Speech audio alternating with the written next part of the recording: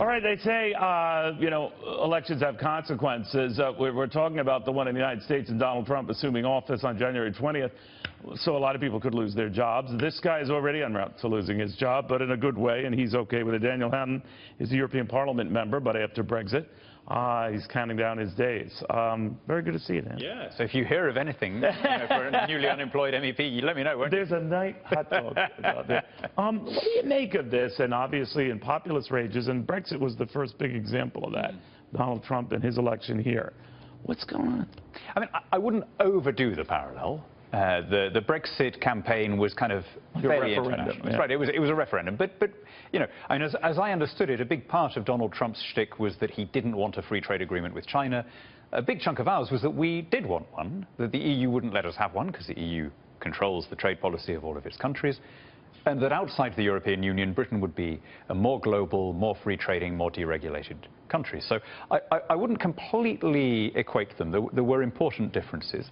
Having said that, I think it is probably fair to say that both campaigns were informed by a resentment against what was seen to be a failing ruling caste. And both targeted people who were deemed to be simple, narrow-minded, and even racist. Well, were accused of being those things, right, and of course reacted as anyone would. I mean, people understand that there are, that the world doesn't owe them a living, and that there are winners and losers in everything, and not everyone is going to be doing well all the time.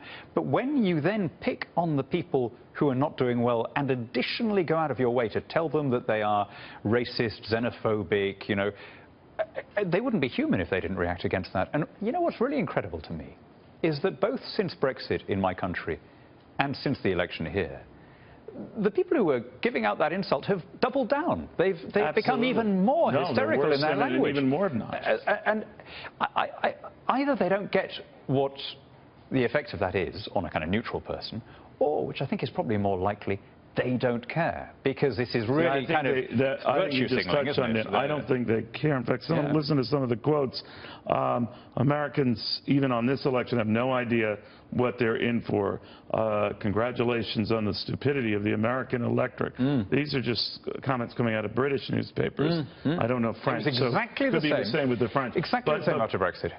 How does a Donald Trump, you think, deal with that? Well, the first point is that people have actually got this more correct than the professional economists did.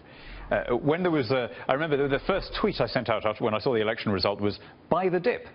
Don't listen to all these idiots, all these Paul Krugmans telling you that there's going to be a collapse in the stock exchange. There isn't, and there wasn't. And it was the reason I said that with such confidence. Well, I mean, you know about business, Neil. You're my favourite handsome and charming Italian-American TV presenter. It was the same in Brexit. It was exactly the same. People said the stock exchange will collapse, unemployment will rise, there'll be emergency tax rises. In fact, British stocks are the best performing in Europe. Unemployment has fallen. But you heard just you wait. That's the thing I always hear. You see how quickly they move, right? So they've sort of pivoted to that. They have moved without a blush from saying the immediate aftermath of the vote will be an economic calamity, to now saying, oh yeah, no, we never said it would be immediate, just wait, just wait.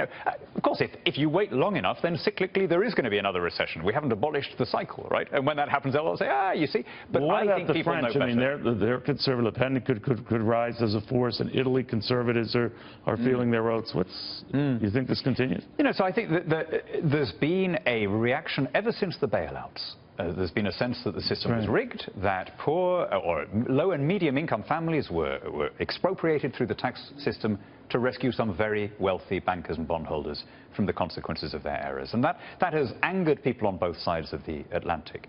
But the way to address their anger is not with protectionism, not with nativism, not with being anti-globalization or anti-immigrant. It's by tackling the basic economic problem, which is that the people on lower incomes haven't benefited with all this quantitative easing going on. Sorry to jump on you, my friend. This commercial comes whether you and I are chatting or not. Daniel Hannan, European Parliament member, well, soon to be out of a job. Maybe not. After this.